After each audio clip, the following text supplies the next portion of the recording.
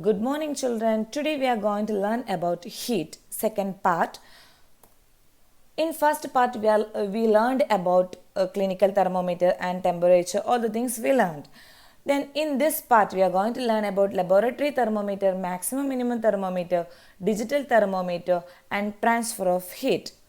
In that, first we are going to learn about laboratory thermometer. Laboratory thermometer, we know that from the word itself we can identify it's a tool used in the laboratory. By measuring the different liquid temperature, we can measure by using laboratory thermometer. It's the laboratory thermometer also same like clinical thermometer is long, uniform, narrow tube. Is the same way in clinical thermometer we can see that the mercury in the one end, the same also in laboratory thermometer. Okay, laboratory thermometer and clinical thermometer, the similarities are there is a long, narrow, uniform glass tube. Then second one, in both is having what mercury in it. But in laboratory thermometer we are using in laboratory. It is not used for measuring body temperature. Then it need to kept upright. Always if you are measuring, we need to keep it upright only. We cannot keep it like this and measure. Okay. Then next one, in laboratory thermometer, the range is negative 10 to 110 degrees Celsius. The range is negative 10 to 110 degrees Celsius. But what we learn in clinical thermometer? Anyone? You can identify? Yes, 35 degree to 42 degrees Celsius. Then one more thing is that in clinical thermometer there is king, but in laboratory thermometer there is no king in laboratory thermometer. Understood? The next one, we are going to learn about maximum minimum thermometer. Maximum minimum thermometer is atmospheric temperature measurement. That means previous day, the weather report, we can see that in newses, the yesterday the maximum weather is this much. The yesterday minimum weather is this much. Like that, we can see last in news report, we can see that in last the weather report. For the weather report we are using maximum minimum thermometer. The next one, digital thermometer.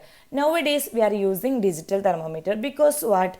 Because we know that in clinical thermometer there is mercury. If it is fault break, what will happen? We know that mercury is very toxic.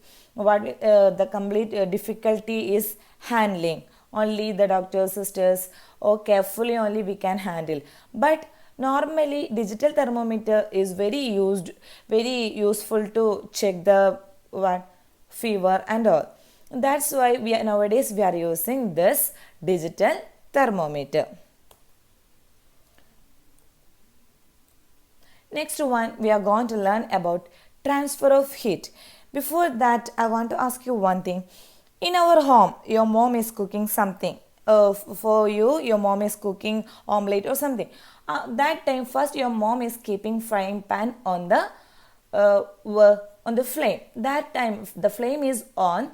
Then what will happen? After a few seconds, we can feel that the frying pan is hot.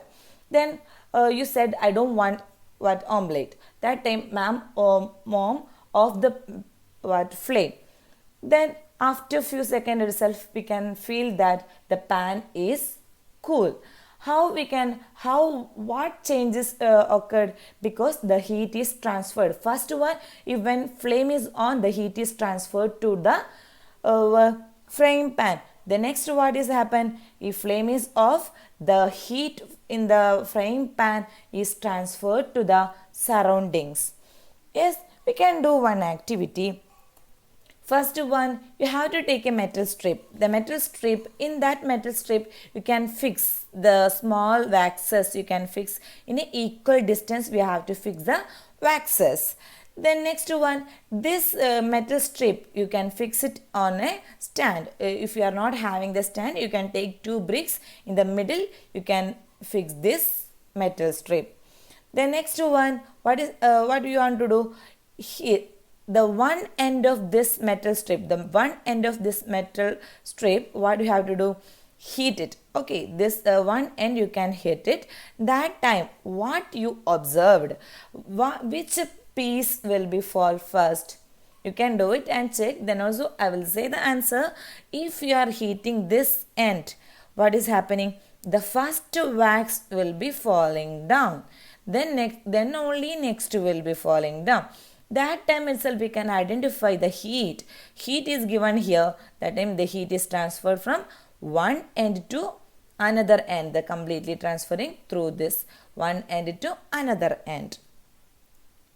Then according to that, we can say that there are three methods of transfer of heat is there. Three methods of transfer of heat is there. Conduction, convection and radiation. There are three methods of transfer of heat is the conduction, convection, radiation. Conduction, convection, radiation. Conduction, convection, radiation. Okay, from this picture itself we can identify conduction, convection, radiation.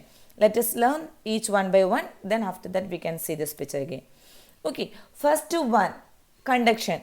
Conduction means the process by which heat is transferred from the hotter end to colder end of an object. That means your mom is cooking. Your mom is taken water in the in the pan. Your mom is taken the water.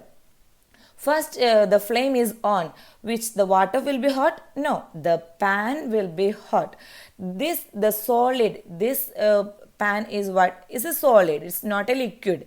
Then what is happening? The pan is heating in one end to another end. The solid it is heating.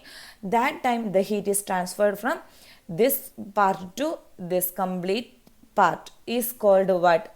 Is conduction. The process of heat is transferred from hotter end to colder end. This complete pan will be hot.